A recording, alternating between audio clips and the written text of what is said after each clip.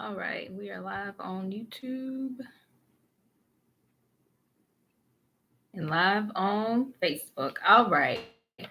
Good evening, everybody. Welcome to Sunday Social. I am early today because I just finished cooking and I didn't have anything else to do. So decided to come on here a little bit early. Let me just turn down the volume on this phone in case somebody decides they want to call. But yeah, so I wanted to go ahead and get on here early because I didn't have anything else to do. And hopefully I can get done with this pretty quickly and then be able to finish the rest of Sunday without having to do anything else. So to get on here and just, of course, welcome all the new members who have joined Day-to-Day Social Work on the Facebook group and who have subscribed to the Day-to-Day Social Work YouTube channel.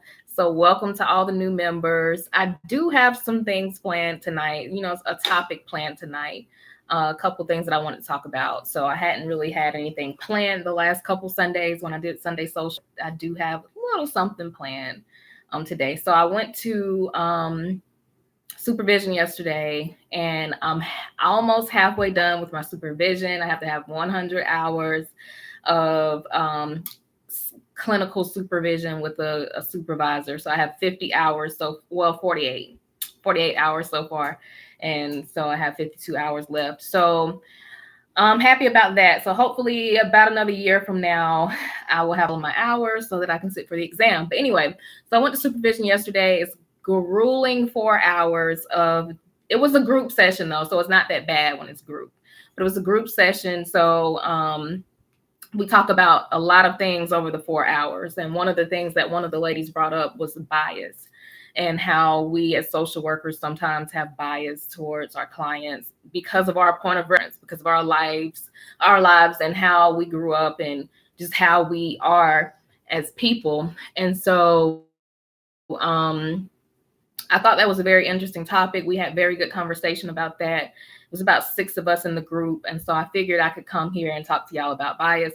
And then also I wanted to talk about assessments when we do our biopsychosocial assessments or just any other kind of assessment that we might do with our clients and how we need to be thorough and detailed and make sure that we document properly whenever we are doing assessments. And then also making sure that we ask the appropriate questions to get the relevant information and not to be afraid to probe when you are doing an assessment, especially, I guess it depends on what kind of work environment you're in.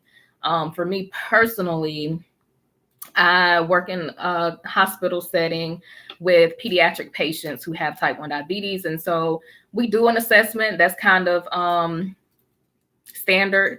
And the questions that we ask don't really get really deep into the person's life as far as trauma and that kind of thing. It's more so about their needs as far as resources like housing, medication, and that kind of thing. But I've also worked at a place where the assessment was very, very thorough. It was a biopsychosocial assessment, and we talked about their work life, their family life, their education history, their housing history, their financial history, their childhood, and all of that kind of stuff. So on those more thorough assessments, I think it's important to be very skilled to conduct those assessments so that you can get the relevant information. And it takes time, of course, to hone that skill of doing an assessment and to know what kind of questions to ask, to not be afraid of the silence, to not be afraid to ask the difficult questions, the uncomfortable questions, the questions that you yourself maybe wouldn't want to ask, which is why you might not feel comfortable asking. The questions that you yourself might not feel comfortable answering, which is why you might not feel comfortable asking people about certain stuff. So we're going to talk about assessments. We're going to talk about bias. We're going to talk about empathy, which I think is very, very important. We know it's important because we have to be empathetic as social workers. But I think a lot of times our personal selves take away from the empathy that we should have for our clients because we get outside of our social work selves and we get back into our regular selves. And so we start thinking about things as Ashley the person instead of Ashley the social worker. And it happens because we get into the field and we work in the field for so long that we kind of get outside of our social working selves and we are back to our regular selves, and then we approach our clients, and sometimes we don't have empathy for them because, like I said, we've been doing this for so long that we don't think about what we've been trained to know, and the knowledge that we have and the things that we've learned. So those are things we're going to talk about today. Any questions or anything before we get started? I see a couple people on the YouTube channel, so if you could just let me know where you are from so I can shout you out. But if not, that's fine too. We'll just jump right on into it. So the thing I wanted to talk about first, like I said, is kind of bias. So we know we have biases because, again, of our point of reference, how we grew up, our own values and beliefs and systems and things like that. Hi, Dream Snatcher from New York City. Welcome. So it's very important that we check ourselves whenever we are working with clients. Or patients, or whatever you call them in your setting. It's important that we check our biases because we don't want to let our personal thoughts and beliefs affect the way we treat and we help and assist our clients. So the main thing that I was thinking about what I wanted to talk about today was, hi, Alicia from Pine Bluff, Arkansas. Okay. The main thing I was thinking about was two instances that I have dealt with in my own career. So you may have heard me talk about this story before. When I did my internship at the Department of Mental Health in grad school, there was a client. It was a day group, Birmingham, Alabama. Welcome. It was the setting was a they called it a house, which it was a house, and it was a place that people with bipolar disorder, schizophrenia, and depression would come for day groups. And so they would come, they would have like maybe some sort of like, well, they didn't have breakfast. What they did, they would come, we would do an activity, a physical activity, exercise, get them kind of pumped up, and then we would split everybody up, and then they would go into groups, and it would be activities of daily living. And that was kind of, we had a curriculum that we would go off of, that we would kind of talk about hygiene and talk about grocery shopping and that kind of thing. And so for a lot of the clients there, some of the curriculum was just over their head because their mental illness was so advanced that they didn't really understand what we were talking about anyway. So it was very difficult for me to be able to kind of water down the curriculum to help them understand. But anyway, so they would do the exercise, they would go to a group, then we would have a lunch, and then they would go to another group, and then they would go to a final group in the afternoon, and then they had buses that would take them home. So everybody lived in the community. And I really thoroughly enjoyed the internship because I did not know what to expect from people that had that advanced level of schizophrenia. And so I learned a lot, and I'm glad I didn't really go in. Well, I was kind of biased because I did hear a lot of things about people with schizophrenia, and I was kind of afraid at first, but it was just going off of what I had been told. But I learned a lot, and I learned that there really isn't anything to be afraid of. And I also learned that it's kind of fascinating to see the stuff outside of the book. And so there was a client there. He was like an older guy. He always came. He drove a Cadillac. He had this top hat that he would always wear, just really kind of like uncle-ish, like someone you would think of as an uncle. Very quiet, laid back, never really talks about much. I don't remember what his diagnosis was, but I would guess that it might have been paranoia or paranoid schizophrenia. So, he had medication. Everybody had medication. They went to the nurse to get their meds in the morning and that kind of thing. And everything was cool. We had to take notes during the group and all of that. So I was looking through the files one day, and I came across his file, and I saw that he had murdered someone, or he murdered a couple people at his job because he was very paranoid that they were going to steal his idea, something like that. So I was completely shocked because I had no clue that this is something that this man did and that he was capable of. So at that point, and nobody told us anything about the clients there. So I was kind of like, why didn't anybody tell us? And I started looking through all the other files and finding out other information about the people that were there. So I really didn't know how to feel about working with a person who had murdered 2 people. So he murdered 2 people at his job. He was, I guess, acquitted because it was not guilty by reason of insanity. So it turns out that he was, I think, paranoid schizophrenic, and he had become increasingly paranoid that someone was stealing his ideas at work, and he went and shot these 2 people point blank and killed them. And a part of his being out of prison was for him to come to the day group every day for the rest of his life, every day that they were in session, of course, for the rest of his life, take vacations and all this stuff, but he was allowed to live in the community. So I was like, I get it, because of course we're social workers and we know how devastating these mental illnesses and things can be and how real they are. But at the same time, as a person, I didn't know how I felt about working with someone that had murdered 2 people. So that was something that I had to really think about and really get used to. And I mean, he was just like any other person that you would see. So it really kind of bothered me. But, as a person in the helping profession, these are things that we have to think about whenever we are thinking about our clients and the things that they have experienced in their lives and that they may have done in their lives. And we know that social work is such a broad field that we will work with people who have criminal backgrounds and records, and sex offenders and batterers and murderers and just all kinds of stuff. So that was one thing. And then another thing was, if you followed me for any amount of time watching the Sunday socials and just watching the videos, then you know that I grew up in a home where it was domestic violence. And so for me, I always said that I would never work with someone who was a batterer, someone who was the aggressor, the perpetrator, someone who was a perpetrator of domestic violence.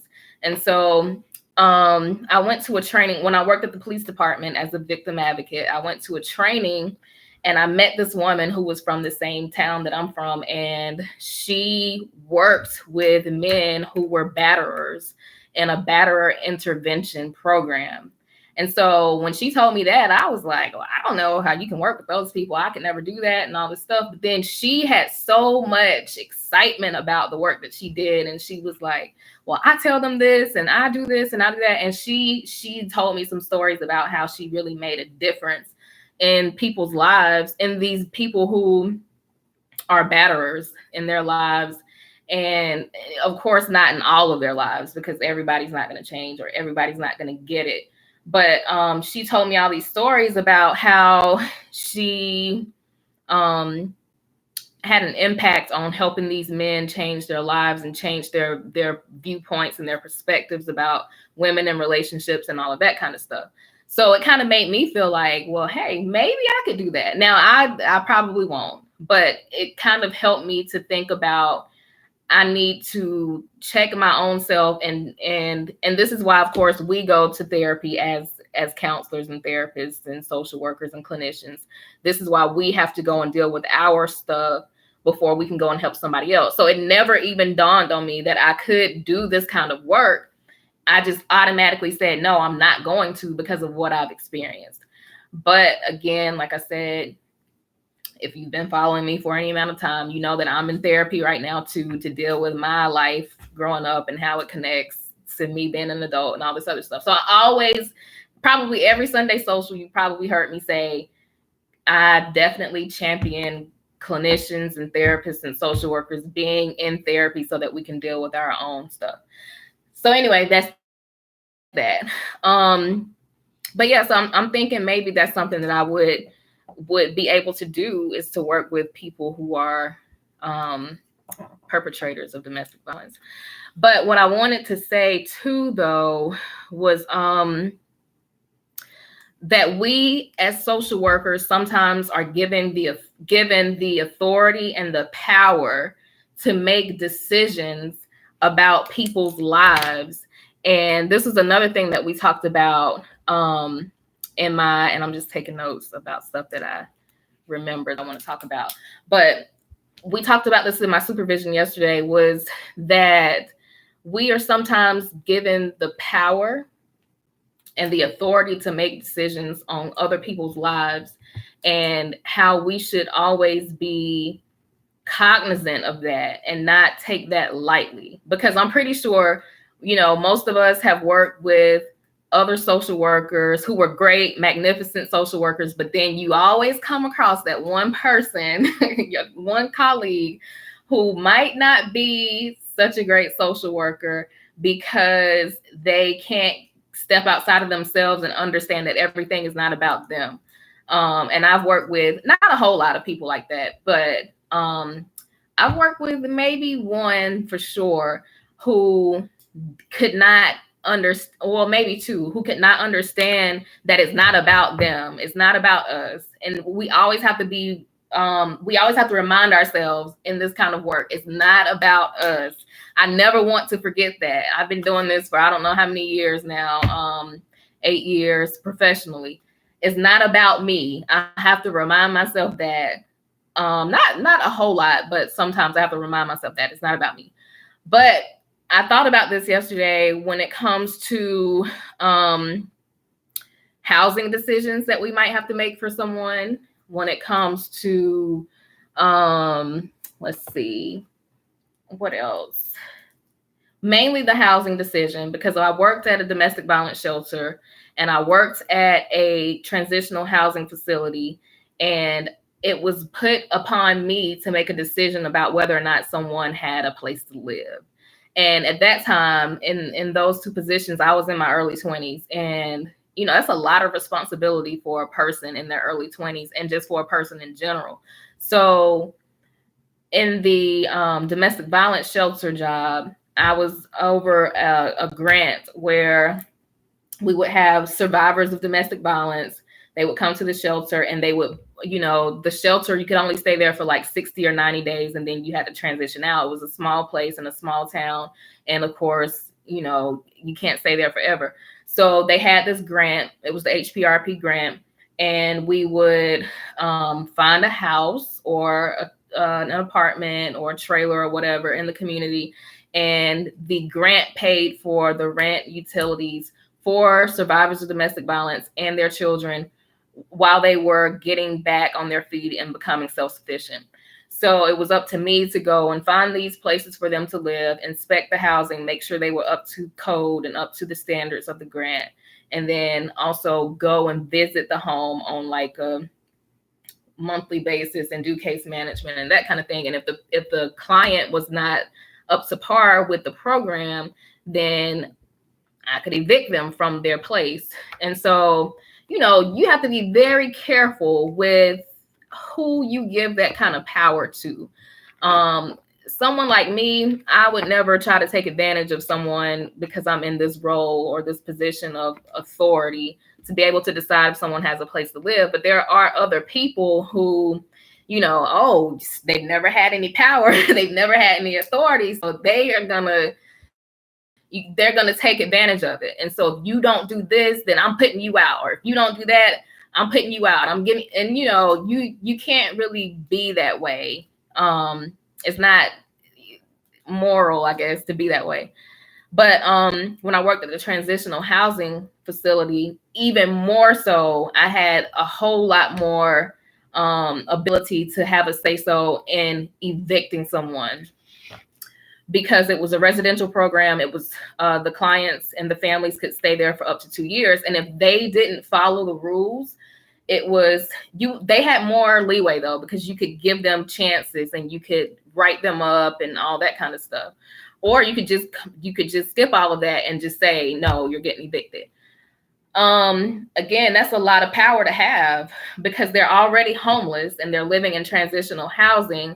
And then you have the ability to say, nope, you're not doing what you're supposed to do. Some people don't want to hear excuses. Some people don't want to hear reasons. And some people are just like, no, you didn't do this. You didn't do that. I'm putting you out. And other people like me, I'm more open to hearing what happened and why didn't you come to case management 2 times in a row? And, why did you fail your housekeeping inspection last week? And why didn't you go to life skills last month? And I'm the kind of person where I like to build a case against someone and I like to give them a chance to correct things. So I'll put it out there. You're kind of slipping right now. You didn't go to life skills. You didn't come to case management. You failed your housekeeping inspection. I'm going to put you on a written warning. And, we need to correct these things by, 2 weeks from now, whatever. And then if they still don't, I'm just making my notes, I'm documenting. And then if it comes down to evicting them, then I have a case built against them. And I say, well, we did a written warning. You signed it. You said you were going to do these things. You didn't do them. I gave you a chance, For these reasons, 1 through 8, you're being evicted. And they can't say anything because they know when you know. And that's the way that I operate. Some people don't operate like that. They don't give you chances. You have to think about the demographic that you're working with, though.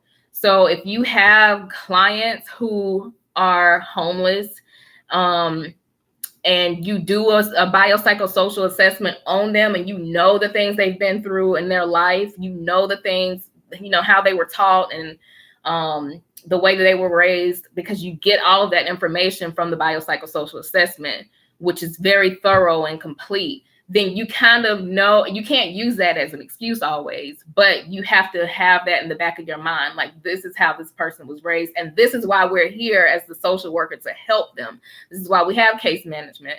This is why we work on these goals. This is why we have life skills, to teach you how to budget, teach you about home buying, teach you about grocery shopping and cleaning your house and all this other stuff, because we know all of this stuff already. We have the back information.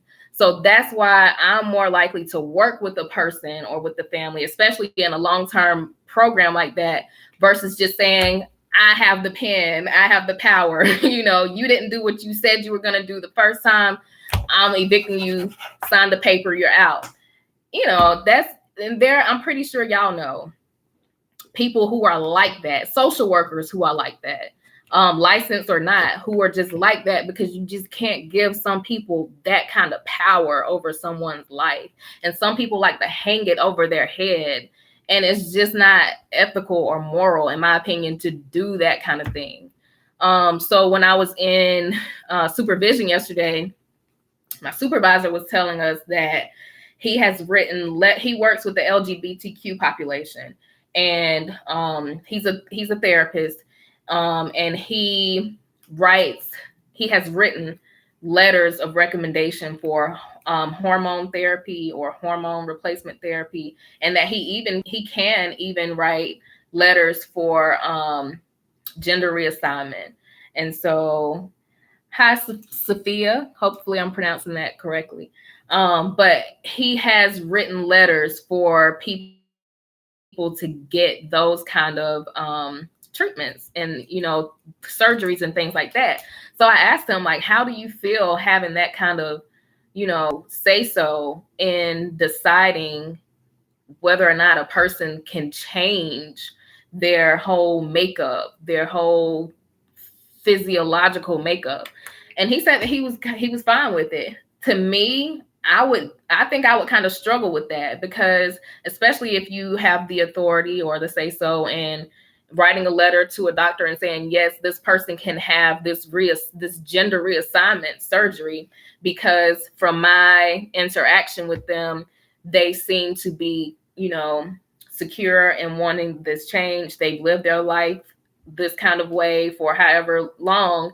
And yes, I feel like it's okay, because in my mind, I would think, of course, that I would be doing something good for the client, but I would also be thinking about, what if the client changes their mind at some point and I gave them the go ahead? Like, what if I didn't thoroughly and correctly assess them and I said, yeah, go ahead and I think it's fine for them to have the hormones or for them to have the surgery. And then a year later, they come back and they say, well, I regret doing this. And you said, as a professional, as the licensed clinician, that I was ready for this. That's the way my mind thinks. Everybody's mind doesn't think that way, of course, but it's a heavy burden that we have when it comes to being over people's lives. And these are just examples that I wanted to put out there so that we can think and be introspective and think about, we go and we do our work, and depending on what area of the field you're in, you don't have to make a whole lot of life-altering decisions about someone's housing or, how they live their life or whatever. But some of us are. And as we continue in our profession and in our career, where we start getting advanced licenses and we start doing therapy and being asked to write these recommendations and stuff like that, it's going to get heavier and heavier, the weight of what we can do as clinicians. So I'm just saying this to make sure that we all know the responsibility we have, and hopefully that we won't take it lightly, because we have the heavy responsibility. Like I said, as we further our careers and get further into the field and get advanced credentials and licenses and training and all that kind of stuff, be mindful of the responsibility that you have to your clients. When we're making decisions about their life, because that's what we do. We help people help themselves and better their lives. So I just wanted to just throw that out there to make sure that we think about I don't want to say the power or the authority. I kind of try to stick to saying like the say so in someone else's life.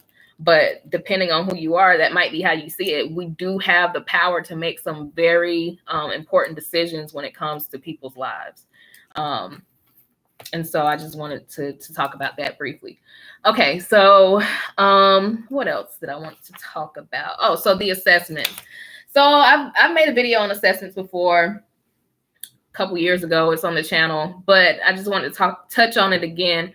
So of course, with assessments, the biopsychosocial assessment, it can be very daunting when you first are, new at doing assessments, because most agencies will have some kind of template or some kind of standard assessment that you can just go off of and go down the list and ask questions and write the answers. So when I first started doing assessments at the transitional housing facility as a very new social worker, I had no clue what to do. I just went down the list and asked the questions and wrote down answers. But the more that I did them, the more I started becoming intuitive and wanting to ask more questions that were in the sheet. And so, very uncomfortable conversations were had, because again, this is a transitional, it was a transitional housing program for homeless families. And, most of the time when you deal with families, you deal with a lot of trauma. A lot of people have a lot of stuff going on that they're dealing with or have yet to deal with from their childhood. And so I met a lot of people. I mean, I would venture to say I probably did like 150, give or take, assessments over the 4 years I think it was 4 years. Yeah, 4 years that I worked there.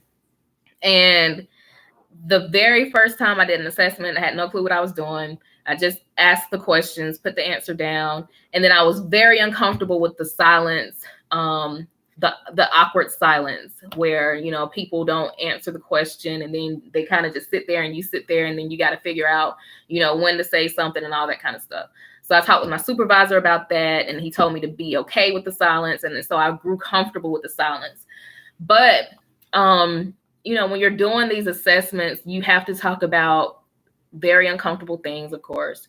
So you might have to talk about people who were violated as children, who sometimes this is their first time telling their story, and you have to, and it's therapeutic for some people because it's their first time telling their story. So you have to make sure that you handle it gently. And, people cry. I always had Kleenex. People cry and they get it all out, and you have to have the mental capacity and the emotional capacity too to deal with that kind of stuff as well. Because a lot of us, I always tell people that people don't just decide to be social workers. It's kind of like we're chosen. It kind of falls in our laps. Most people don't wake up in the second grade and say, hey, I want to be a social worker. It's something that happened to us in our lives. You know, it could be something big or small or traumatic or not. And we decided that we wanted to be social workers. So most social workers have something that they've been through that caused them to want to be a social worker. And some of us have gone to therapy for it and worked through it. Some of us haven't, and some of us have blocked it all out, and we don't ever want to talk about it again, which we know is not healthy. But so, you know, and then comes the transference and counter transference and all that kind of stuff. So we have to be prepared when we do these assessments. And again, like I said, some places you do a very minor assessment, it's not very detailed, and then other places will require you to get a lot more information, a lot more detailed, like the place that was the 2-year residential where you needed to know all these things. So you know, if you talk about someone, if you have a 24-year-old lady who's a single mom and has 3 kids, and, you know, she doesn't have the best relationships, and she doesn't have family because they disowned her, or maybe she grew up in foster care or whatever. And you have to ask these questions about, you know, have you ever been violated as a child? And then they just bust out crying. You have to be prepared for that. Hey, Mamish. Hopefully I said that one correct too. Hi. But you have to be prepared for that kind of stuff. And, you know, how do you prepare for that? So for me, it was just like, just they threw me out there at this place, and this is the place where I did my time, where I did the 4 years, and I feel like I'm prepared to work anywhere because of all the stuff that I experienced and got exposed to there. But, you know, it's good sometimes when you start out, and I know there are a lot of people on the channel who are not social workers yet. They are still in school and that kind of thing. So this is why I talk about this kind of stuff, because you need to know what you might potentially expect as a new social worker. They will throw you out there. They see you have your bachelor's degree, and, you know, they have a grant, and most people with a master's and license or higher are not going to require as much money. So if you work for some nonprofits, they don't pay a whole lot. So they recruit people who are fresh and new and, you know, looking for experience at the entry level and that kind of thing. They will throw you out there and just say, hey, this is your job title. This, you do case management, you do assessments. This is what you do, figure it out. And then they're gone. So that's realistic for some people. It's Misha from New York, one of your tutor students. Oh, hey, I passed back in April. Oh, okay. Hey, I was like, what? Okay, welcome. But yeah, so they'll throw you out there, and they won't look back. So you kind of just have to wing it a lot, especially at these nonprofits where kind of anything goes, and policies aren't really, you know, stuck to, and you just do whatever and make up stuff as you go. And then some nonprofits are more structured. And then you have state agencies that are very policy driven, and you can't go off of the policy, and, you know, some aren't. So just know that you kind of have to wing it sometimes when you're new and you work for certain places. But the assessments, will teach you a lot about people, to teach you a lot about yourself. And we have to be empathetic. So empathy is what I want to talk about. So it's hard too. And the more that I do this work over these years, and the more life I experience as I'm doing this work, the more stuff that I'm dealing with as an adult, sometimes you go through stuff that you don't feel like, you know, hearing somebody else's stuff that they're going through, because you have life also happening to you at the same time. You have to be able to cut off whatever stuff you have going on and be able to just shut that out and then deal with that later in your own personal life, which is really hard to do, which is why I'm so glad that I'm able to work from home, because it's easier to deal with life working from home versus having to get up go into an office and kind of be fake all day and act like everything is fine when it's not. Whereas when you're at home, you can cry and feel how you feel. And then, you know, you got to make a call. You can cut it and cut all that stuff off and just be social worker for 20 minutes on the phone. And then you can hang up and go lay in the bed for 2 minutes and cry, whatever you got to do. So, but yeah, it's hard because, life is happening to us as life is happening to our clients. And so we have to be empathetic, and we are human. I get that. We do have things that happen to us. We do make mistakes. We do have a bad day, and we're allowed to do that. But as much as possible, more often than not, we should be empathetic with our clients. We shouldn't have attitudes with them, of course. We need to make sure we respect them and give them their dignity. Dignity is very important, of course, when we work with our clients, because they are at a low point in their lives. Sometimes, most of the time, I would think they are experiencing something traumatic. They are trying to heal from something that they've experienced that was traumatic. They are happy sometimes. They are, you know, it's just a range of emotions. So we have to be empathetic, of course. I was looking at this old book that I had in school, in grad school. It's called Direct Social Work Practice, Theory and Skills. And it's, I don't even know what year this is from. Let's see. It's the 9th edition. This must have been, because I started grad school in 2011 and I graduated in 2014. So this is somewhere between 2011 and 2014, and here we are in 19 going into 20. So this is a pretty old book. But I was looking at leads for empathic responses. And is it empathic or empathetic? I always get those confused. So if I'm saying empathetic and it's supposed to be empathic, then excuse me, you know. But anyway, so this says empathic though. So of course, one of the main responses, empathic responses that we use is what I hear you say, or what I'm hearing you say is, or what I heard you say. That's like the number one that I've heard of. But then they have all of these others on here too, like could it be that? So let's say that you're working with the client and the client says, I really love my dad because he's my parent, but I just don't like him because of all of the things he put my family and I through when I was growing up, and I just don't want to talk to him ever again as an adult. And so the therapist or the social worker might say, well, what I'm hearing you say is that you and your dad don't really talk much because of how he did you as a child or whatever.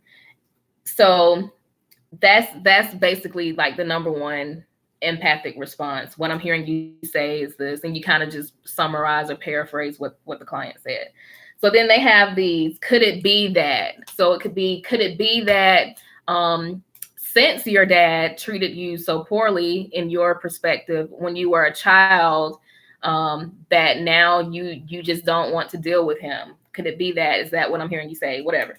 Okay. Or this one says, correct me if I'm wrong, but I'm sensing. So correct me if I'm wrong, but I'm sensing that you don't really have a good relationship with your dad because of how he treated you as a child. So this is just kind of like mirroring and just, again, paraphrasing what the client says to let them know that you are actively listening to them and that you are empathizing with them. Another one says, maybe this is a long shot, but, you know, maybe this is a long shot, but could you be avoiding your dad and not wanting to deal with the issues that you had with him growing up? So just thinking outside of the box, becoming empathetic.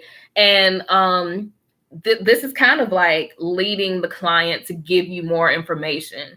So could it be that this? And then the client says, no, well, it's not that, it's this. And then they give you more information. Or maybe this is a long shot, but it sounds like you're avoiding your dad. And then they might say, well, no, I'm not avoiding my dad. It's just that I don't want to see him in the summertime because it brought up so many memories of when I had to spend 2 weeks with him in the summer or whatever. So this empathetic or empathic responding is going to help you build a rapport with the client and also help the client become, of course, comfortable with you and share more information. Because when the client starts talking about their relationship with their father or lack thereof, and then you're giving them these empathic responses and leading them to something else, you might end up finding out more information that's not even on the assessment sheet that is relevant, and that is something that we need to know. Let's see. What's another one? What you're saying comes across to me as such and such, such and such. I'm picking up that you such and such, such and such. The message that I'm getting is that da da da da da. So all of these are empathic responses. And just to give you some more of these, as I think about what you say, it occurs to me that you're feeling such and such, such and such. So we don't want to tell the client how they're feeling, though. Of course, this is another leading, kind of statement. It occurs to me that you're feeling such and such. So you're gathering the information that they're giving you, and you're giving it back to them, and then you're seeing if what you are sensing is correct, and if it's not, then hopefully they'll correct you. So let's see what else. And I didn't want to go through this whole entire book, of course, because who has time for that? But so those are just some things about empathic responding that I wanted to talk about. And then also, let's see, let me check Facebook and see if anybody had any questions about anything. So it looks like the Myra's here, Ashley's here, or they were here at some point. Okay. Hey, Myra. Hey, Ashley. But yeah, so that's what I wanted to talk about on that. So another thing that I wanted to say as it relates to empathy and recognizing the say-so and the power or the authority that you have over your clients' lives sometimes, or decision-making in their lives, is this analogy that I heard in a substance abuse training a few years back about black hoses and snakes. So the way the little saying went was that, you could be, let's say that I'm walking in the garden and I come across something long and black lying in the field or whatever. And, I look at it and not really sure what it is. And then I get close up on it and I realize that it's a black snake. So I run and, I don't look back and I'm afraid. And I don't go back in the garden for the rest of the season, the rest of the year, until the next spring or whatever, because I saw the black snake. Now, so the next spring comes and I go back to the garden because, some time has gone by and I'm thinking, okay, I'll give it another chance. Let me go back to the garden. I really want to go and pick these tomatoes or whatever. And then I go back to the garden and I see something long and black lying in the garden again. And my first thought is that this is another black snake. But, I get up on it a little bit more and I realize and recognize that it's actually a black water hose and not a black snake. So the way they tied that into this whole empathy thing is that we as a social worker, we don't want to be the black snake.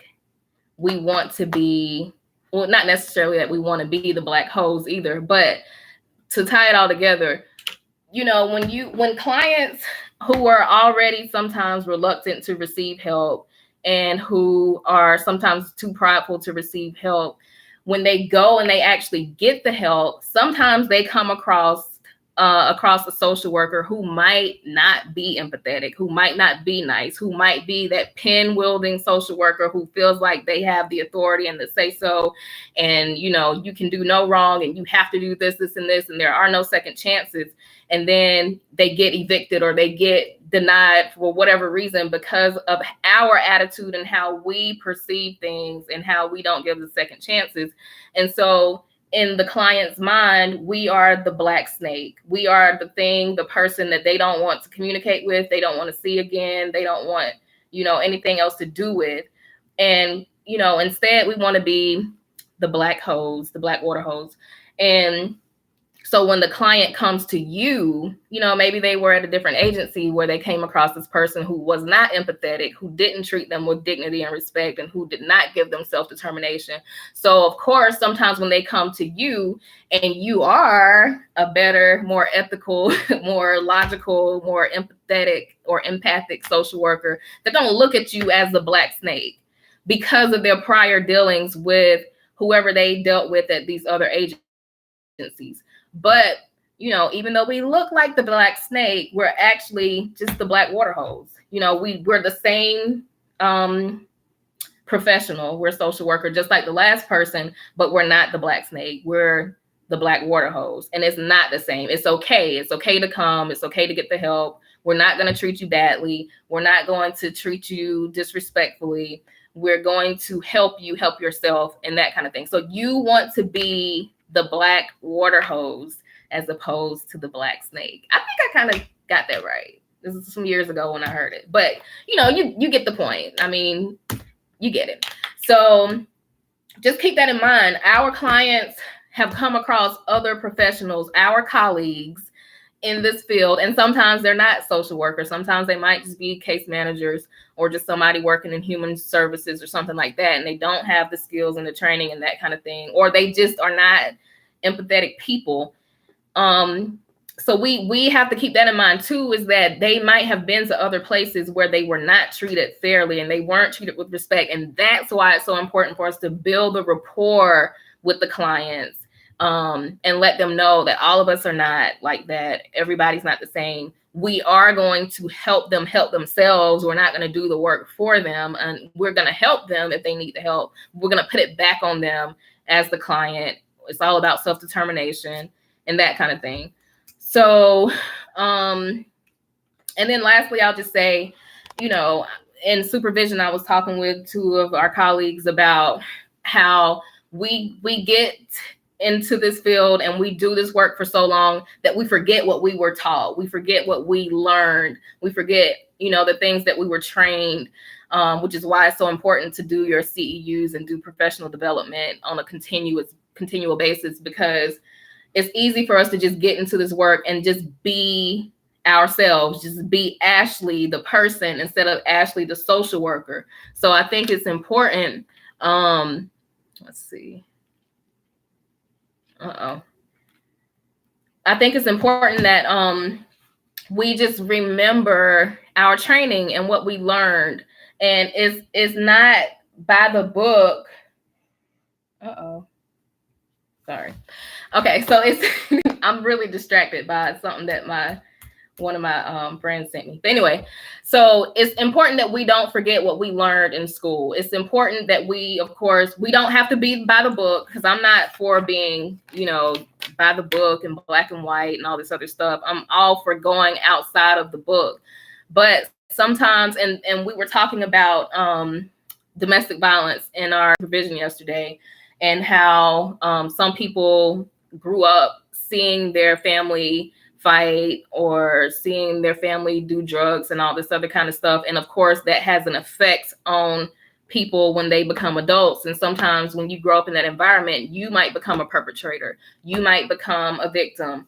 And it's because this is what you know, this is what you've seen, this is what you've been exposed to. These are learned behaviors and that kind of thing.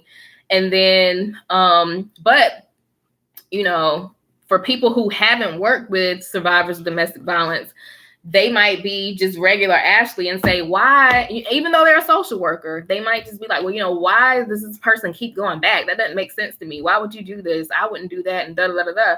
And if you're talking to your friend as Ashley, the person, then that makes sense, that you feel some kind of way. You want your friend to be protected, you want your friend to be safe, you want your friend to have a healthy relationship and all that kind of stuff. But as Ashley, the social worker who has been trained, who has learned about trauma, about the ACEs, the adverse childhood experiences, which if you don't know about ACEs, there's Sunday Social on that somewhere a few months back. But we know these things. We know that it takes on average 7 times of going back and forth before a person finally decides to leave permanently for good from a domestic violence relationship. So, after you've been doing this for so long, sometimes we forget the things that we learn, and we're not empathetic. We're like, okay, here she comes again. She's back at the shelter. She done been here 6 times already. Well, you know what? On average, it takes 7 times. So maybe, after, if there's a next time, maybe she'll leave at that point, or be more open to leaving and open to getting help. And so it's hard, because we can become jaded, because we get so far removed from the book and from what we learned and all that kind of stuff. And we just get back into being Ashley, the person that we need to always remember in the back of our heads. We know that this is what is kind of expected. We know they're not probably going to be ready to leave after they've been abused 3 and 4 times, that they might be going back. We need to recognize the signs of someone who has been violated, and whether it's a child that's bedwetting or whatever. Like we need to always continue our education, continue our professional development, and not get removed from the professional self. And that's what I really wanted to drive home, is that point, is that sometimes it's hard to separate and be Ashley the person versus Ashley the social worker, because sometimes Ashley the person will look and say, really? Like, so you can't get up and go to work? Like, you're a grown man and you're sleeping on the couch every day and you're not out looking for work, and you are this, and this. But Ashley, the social worker, who knows, like, maybe this person has an addiction to some kind of substance or alcohol, and we know that, some people might disagree and some people agree that this is a disease. And yes, the person made a choice to take the first hit of whatever, or the first drink of whatever. But, a lot of times these are coping mechanisms for something traumatic that they've experienced. So yes, Ashley, the person, might be irritated that this person is lying on the couch all day and not getting up, and they're lazy, and they're this, and this. But Ashley, the social worker, recognizes that this is a little bit more empathetic, probably not fully empathetic, because at some time, even Ashley, the social worker, feels like, okay, this can't be an excuse forever. So, but, stepping outside of yourself, not being your regular self, and making sure you remember your training, remember what you paid those student loans for to get this degree, to learn all this stuff. And, you're continuing, and it's getting dark. Your continuing education, training, and all that kind of stuff. Remember these things when you are working with people, that sometimes it's not just people are looking for a handout, or people are just lazy, or people just don't want to do stuff, but it's things that have happened in their background, in their lives, that have, that affect how they are currently. And so, it's just important to remember that.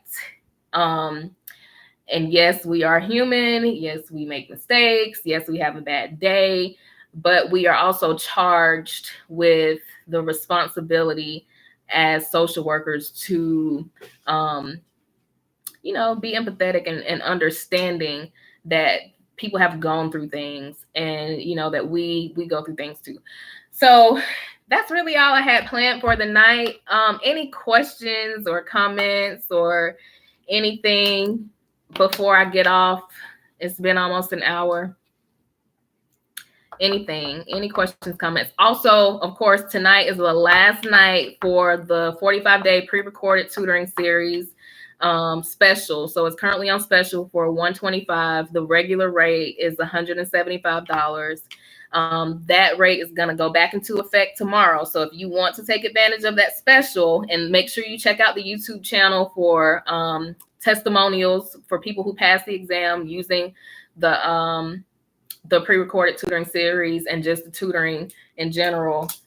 Check those testimonials out, but take advantage of that rate, because the recording is not going back on sale until November, and I won't be doing any more live sessions starting September 1.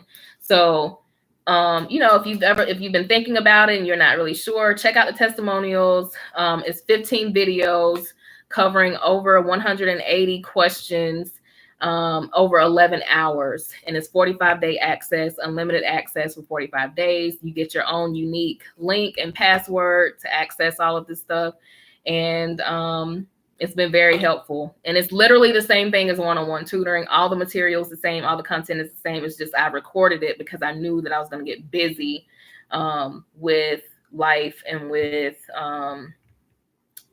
doing my supervision and all that kind of stuff.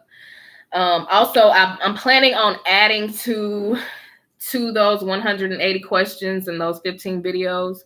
And I will be doing that over the next couple of months, getting some more material and updating that information. So the rate will probably stay the same until January, regardless of how much more content I add to it. I'm going to keep the rate the same until January. So if anybody is currently doing the 45-day pre-recorded tutoring series, then if I make any new videos, I will just add that to your link, those new ones, and it will be no additional cost to you. This is a courtesy, so I'm not saying that I'm going to, but if I happen to make these new videos while you're still in your 45-day period, it will just be added to your access. Now, if it happens to be outside of your 45-day access period, then it's just outside of it. But it will be just a courtesy to you if I do end up adding to it while you are still in your access time. All right. So looks like no questions on Facebook, no questions on YouTube. So I'm going to end it here. I hope y'all have a great night, a great weekend. Hope y'all have a great night, a great week. Hope y'all have enjoyed the cooler weather. I know here in South Carolina, we were at like 90 something on Friday, and then like Saturday it was like 70 something degrees. So it was like a 14 degree drop, or maybe we were at like 90 and then it went to like 74. I don't know. Anyway, so hopefully y'all are enjoying the weather. Of course, as always, thank you for the work that you do. Hopefully you continue to be the best you that you can be, the best social worker that you can be to help our clients. Again, thank you for the work that you do, because I know most of us don't hear it often enough. You are impacting people's lives. I mean, I don't know the kind of work you do, but I know if you are a social worker and, you are about your work, then I know that you're impacting someone's life. So thank you for all of that. I will see y'all next Sunday social, which I don't know if it'll be next Sunday or not, but I'll see you next Sunday social. And welcome to the group, all the new people. And if you are watching this back, leave comments. Give me some feedback. All right. So until next time, I'll see y'all later.